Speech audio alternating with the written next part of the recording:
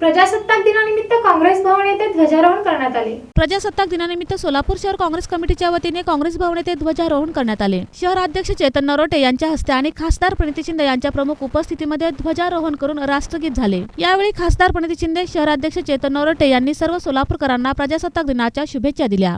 देशातील लोकशाही टिकवण्याचं काम आज आपण सगळे म्हणून या ठिकाणी शपथ घेऊयात। जे हुकुमशाही, तानाशाही, जे प्रजेचे राज्य होते ते संपवण्याचं काम भारतीय जनता पार्टी करते आहे। आपण बघताय, महागाई असेल, भ्रष्टाचार असेल, हुकुमशाही असेल, ह्या देशातील निवडणुका कोर्टापासून सर्व हे त्यांचे कटले पुतळे झालेले भारतीय जनता पार्टी एक पक्षाचे। तर लोकशाही संपवण्याचं काम भारतीय जनता पार्टी करते। काँग्रेस पक्षाला 150 वर्षाची परंपरा आहे।